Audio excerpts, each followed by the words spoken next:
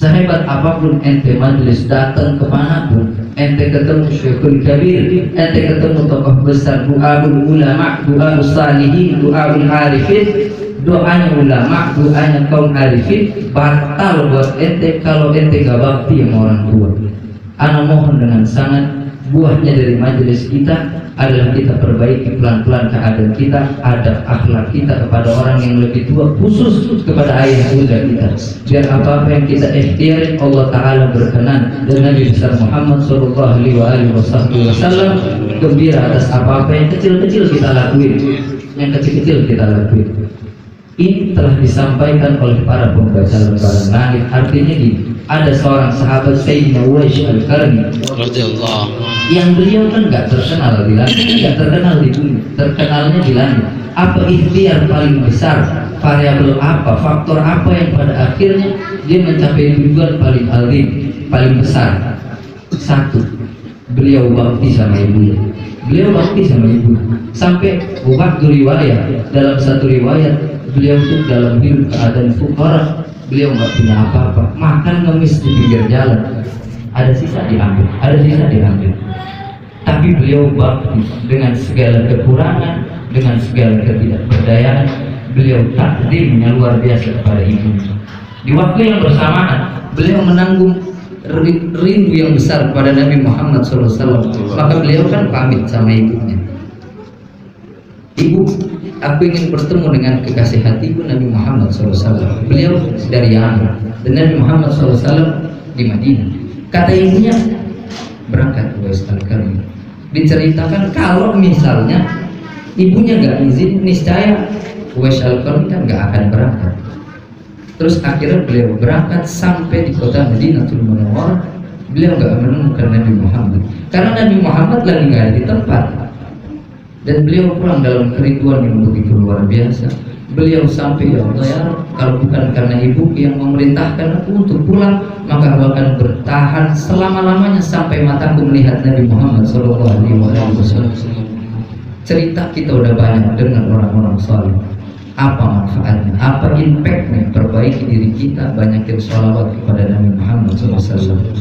Kita minta sama Allah, semoga Allah Ta'ala tuh suciin mata kita, bersihin hati kita, sampai pada akhirnya paling kagak kita bisa mimpi Nabi besar Muhammad SAW. Kita bisa melihat Nabi Muhammad SAW. Di hari nanti banjir dengan darah dan air mata, nggak ada lain kecuali kita berharap dan bisa memandang wajah sucinya Nabi besar Muhammad SAW. Diceritain dalam sebuah riwayat, setelah nanti selesai usal yaumil mizan, semua makhluk dihisab, maka tempat paling tinggi di mahligai adalah Sayyidina wa Maulana Muhammad SAW. Dan satu-satu makhluk, satu-satu umat Nabi Muhammad SAW nyebrang Siratal Mustaqim. Itu makanya dikisahkan seakan-akan gimana caranya itu umatnya Nabi besar Muhammad SAW nyebrang masuk neraka. Kalau fulan itu ditakdirkan ke neraka, jangan sampai kelihatan kedua bola matanya Nabi Muhammad SAW. Kalau kelihatan kedua bola matanya Nabi Muhammad SAW, seburuk apapun itu umat pasti diselamatin oleh Nabi besar Muhammad SAW.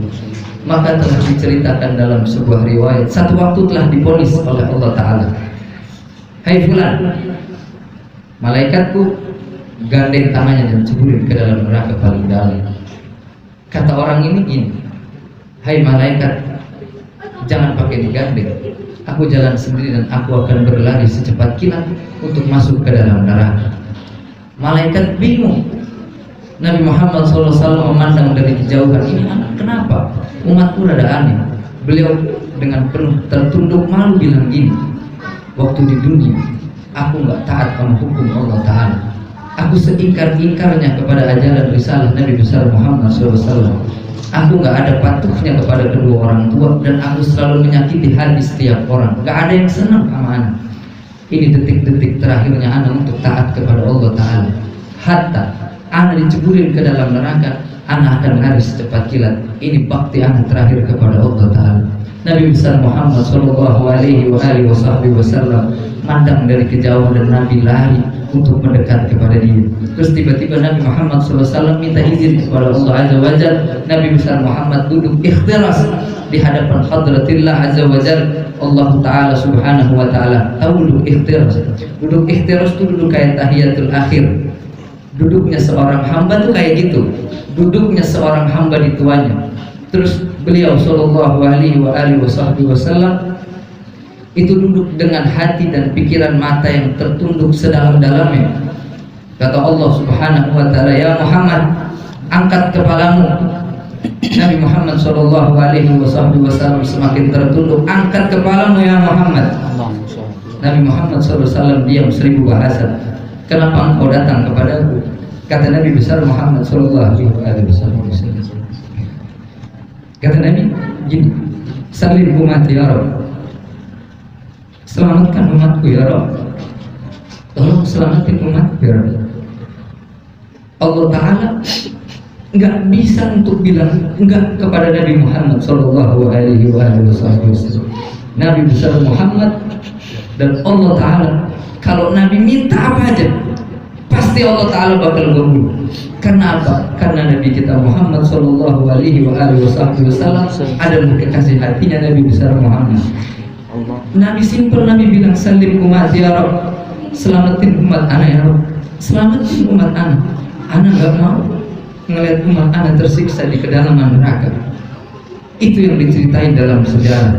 Mumpung masih ada nafas, mumpung mata masih ngelihat, mumpung kaki bisa gerak ke majelis-majelis, salawat yang banyak, tanamin kegetaran rindu dan kecintaan kepada Nabi Muhammad SAW.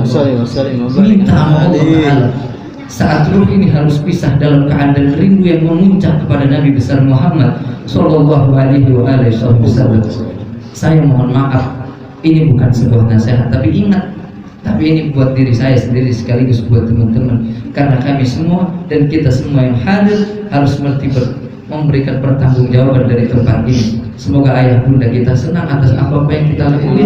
Semoga masyarakat kita berkenan dan semua orang-orang saleh itu memberikan nadrah perhatian kepada kita, dan semoga Allah Ta'ala ridha dan rahmat maghfirah turun selimpah-limpahnya ke tempat ini. Wabillahi taufiq wal hidayah. Wassalamualaikum warahmatullahi wabarakatuh. Waalaikumsalam warahmatullahi wabarakatuh.